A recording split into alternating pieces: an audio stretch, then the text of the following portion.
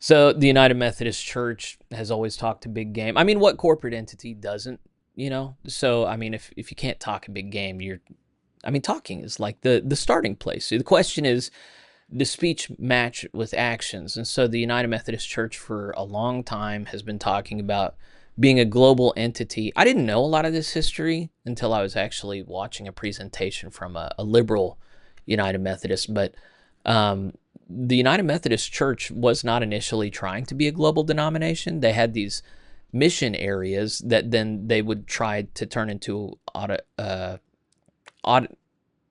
did they call it? Autonomous conferences where they would govern themselves. And then this was something that they did in many places in South America. But then whenever it came to Africa and the Philippines and Europe, they stopped letting them go for one reason or another. The cynics say conservatives realized it was good for their votes, and so they kept them in. That may or may not be the case. I really don't know, and I really couldn't care less what the motivation is, because clearly the Bible calls us to be a global entity. We're supposed to be in fellowship with people who are not like us, who come from different contexts. We're supposed to minister to them.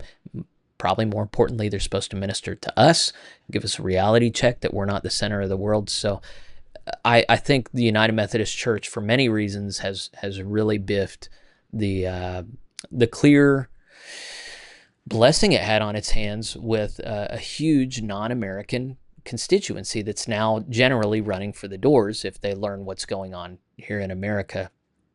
So they talk a big game about, not privileging America while they create new regional conferences and privilege the American conference over others.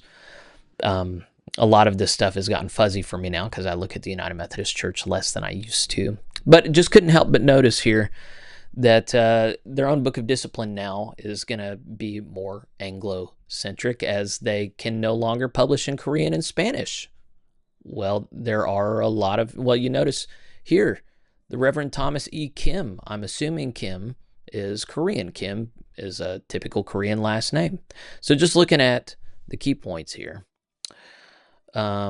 United Methodist let's say the key points. The United Methodist Publishing House has decided to discontinue Korean and Spanish translations of the Book of Discipline unless alternative funding and distribution methods can be found. Korean and Hispanic/Latino leaders, man, good for them on saying Latino and not Latinx. Somebody's listening. Leaders are voicing concern about the decision and its potential impact, saying it undermines the denomination's efforts to be a global church. Yeah, no duh. The publishing house is inviting proposals for alternative solutions by February 28th. So this is not a final decision, but they're having to reckon with the fact that their askings are not where they need them to be in order for this to be something where they break even. So when they're already at a deficit all the time, then can you justify spending this money? And you can if you actually intend to be a global denomination, if you actually intend to grow in these certain demographics. But if you're actually intending to be just an American Anglo-centric denomination, then yeah, you can do, oh shucks, we just don't have the money. In the midst of all this, I'm just going, man, AI translation is better now than it's ever been. It's getting better all the time. I guess I understand why they wouldn't want to just put it through an AI algorithm, because maybe it would make a translation decision that makes them liable for something. But in that event, I would just almost think it better. I mean, you could do it for free. You could create a PDF version in Korean and Spanish and just at the front end say, this was done by AI. This is not a final binding understanding. So if there are any particular questions, bring it to whatever committee. You would think that is a more realistic scenario than just saying, well, shucks, sorry. If you speak Spanish or Korean and don't know English, too bad, you're out of luck. So this is just one of those things where I look at and I go like, yeah, of course this is going to happen. And maybe things are more complicated than they seem. Nothing more frustrating than someone making it something too simple. But regardless of what the actual situation is, the optics are unfortunate.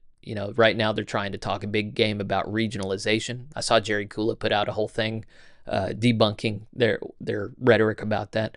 But they're trying to get conferences to vote on adopting regionalization with the assurance that they're going to be good to them and it's all going to be equal. Meanwhile, they're not even printing the discipline in a couple languages. So money talks, resources talk.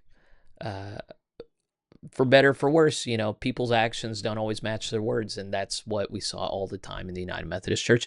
And that's why, turning to my own crew, my own tribe, we have to make sure that our words match our actions, or that our actions match our words. So as we're calling ourselves the Global Methodist Church, we have to be a global body.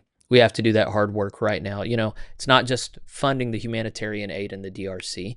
It's knowing what's going on in the DRC, learning who's there and how to pray for them. And not just the DRC, but Nigeria and the Philippines. And I just worshiped with a brother in France who's trying to plant a GM church in France. We have to learn about the world. We have to be global participants, not that the global elite want. We're not trying to be globalists. We're trying to be truly Catholic in the best sense of the word. And so my hope as I talk about other tribes that fail at this is that my tribe gets it right. May God will it.